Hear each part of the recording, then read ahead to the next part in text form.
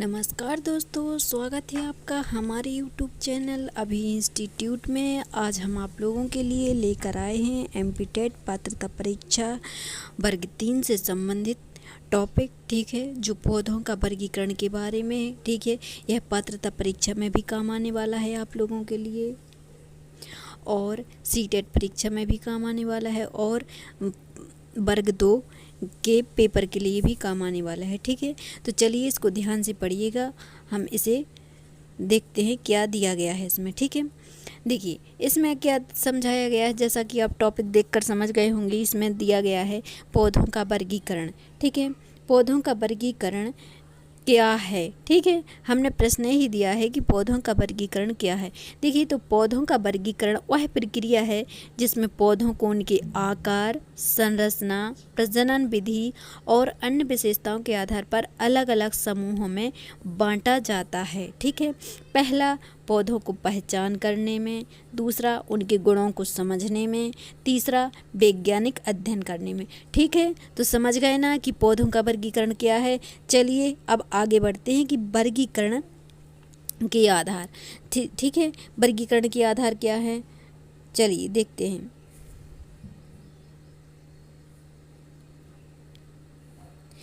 देखिए, पौधों का जो वर्गीकरण किया जाता है, वर्गीकरण के आधार पर, देखिए पौधों का वर्गीकरण मुख्यतः इन आधारों पर किया जाता है। पहला तो किया जाता है शरीर की संरचना, सरल, जटिल, है ना, सिंपल, कॉम्प्लेक्स। दूसरा संवहन ऊतक, है ना, मौजूद, जाइलम फ्लोएम अनुपस्थित, ठीक है। इनके आधार पर क्या किया जाता है, इनका वर्गीकरण किया जाता है। ध्यान से देखते जाइएगा। बीज का निर्माण, देखिए बीज का निर्माण कैसे होता है। जैसे कि कुछ पेड़ पौधे बीज रहित होते हैं जिनमें बीज ही नहीं होता लेकिन पेड़ होता है ना, होते हैं ना बीज वाले। कुछ पौधों में, पेड़ पौधों में बीज होता है, ठीक है, और कुछ में बीज नहीं होता है। तो जिनमें बीज नहीं होता है वह बीज रहित हो गए, और जिनमें बीज होता है वह बीज वाले हो गए, ठीक है। अब जो ऊपर दिया गया है हमने वो बताया था, यहाँ पर जाइलम फ्लोएम दिया गया है। तो संवहन ऊतक जाइलम फ्लोएम क्या होता है, देखिए पौधों में जो जल का परिवहन करता है उसे जाइलम कहते हैं। जल का, है ना, जल का परिसंचरण करता है या जल का वाहक होता है उसे क्या कहते हैं, उसे जाइलम कहते हैं। और जो भोजन का परिवहन करता है, भोजन का संचरण करता है, ठीक है, उसे फ्लोएम कहते हैं। जो भोजन सभी भागों तक पहुँचाता है वह क्या कहलाता है, वह फ्लोएम कहलाता है, ठीक है। चलिए अब आगे बढ़ते हैं। यहाँ पे क्या दिया गया है, प्रजनन विधि, ठीक है। प्रजनन विधि में क्या दिया गया है, प्रजनन विधि। प्रजनन विधि में बीजाणु और बीज होते हैं, ठीक है। क्या होता है प्रजनन विधि में, प्रजनन विधि का मतलब समझ गए होंगे कि एक पौधे से अनेक पौधों का जन्म होना, है ना, तो वो क्या कहलाती है, प्रजनन विधि हो गई, है ना। और इसमें क्या क्या आते हैं, बीजाणु और बीज आते हैं। अब देखिए पौधों का मुख्य वर्गीकरण किस आधार पर होता है, ठीक है। मुख्यतः रूप से अगर आपसे पूछा जाए कि पौधों का मुख्य वर्गीकरण किस आधार पर होता है, चलिए हम समझते हैं इसको। देखिए पौधों का जो मुख्य वर्गीकरण होता है वो होता है, पौधों को 5 समूहों में बांटा जाता है। कितने समूहों में बांटा जाता है, पौधों को 5 समूहों में बांटा जाता है। पहला थैलोफाइटा कहलाते हैं, दूसरा ब्रायोफाइटा होते हैं, तीसरा टेरिडोफाइटा होते हैं, और चौथा जिम्नोस्पर्म होते हैं, और पांचवा एंजियोस्पर्म होते हैं, ठीक है। इस प्रकार के 5 समूहों में बांटा जाता है, ठीक है। थैलोफाइटा वो कहलाते हैं जिनकी संरचना थैलोनुमा होती है ना, थैली के आकार की उनकी संरचना होती है, वह थैलोफाइटा कहलाते हैं, ठीक है। अब इनको धीरे धीरे हम आगे समझेंगे कि किस प्रकार होते हैं, ठीक है। सबसे पहले समझिए थैलोफाइटा। तो थैलोफाइटा क्या होते हैं, देखिए इसको थोड़ा छोटा कर लेते हैं ताकि आपको पूरा दिखाई दे। देखिए थैलोफाइटा यह सबसे सरल पौधों का समूह है ना। यह क्या है, यह सबसे सरल पौधों का समूह है। इनके शरीर को थैलस कहते हैं। थैलस इसलिए कहते हैं क्योंकि इनके शरीर की जो संरचना होती है वह थैलीनुमा, थैली के आकार की संरचना होती है, इसलिए इनको थैलोफाइटा या थैलस भी कहते हैं, ठीक है। मुख्य विशेषताएं क्या होती हैं, इनमें जड़, तना, पत्ती नहीं होती है, ठीक है। ना तो इनमें जड़ होती है, ना ही पत्ती होती है, और ना ही तना होता है, ठीक है। इनमें संवहन ऊतक नहीं होते हैं, मतलब इनमें जाइलम फ्लोएम नहीं पाया जाता है। अधिकतर कहाँ पाए जाते हैं, यह अधिकतर जल में पाए जाते हैं।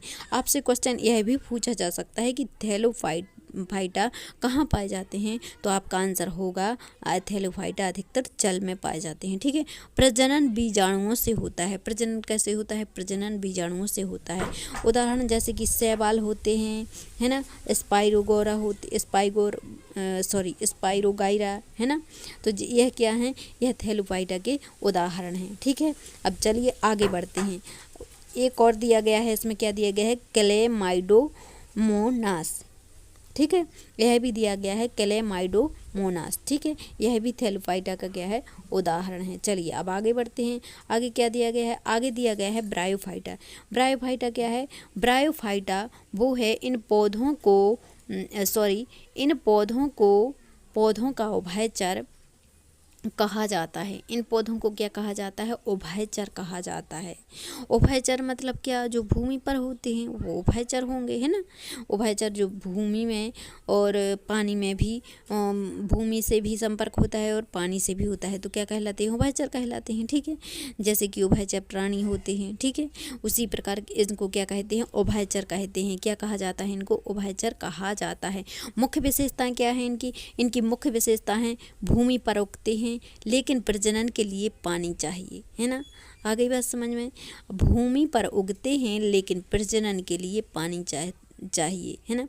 इनमें जड़, तना, पत्ती जैसे भाग होते हैं लेकिन पूर्ण विकसित नहीं होते हैं, संवहन ऊतक नहीं होते हैं। इनमें जड़, तना, पत्ती भाग तो सभी होते हैं लेकिन पूरी तरह से विकसित नहीं होते हैं।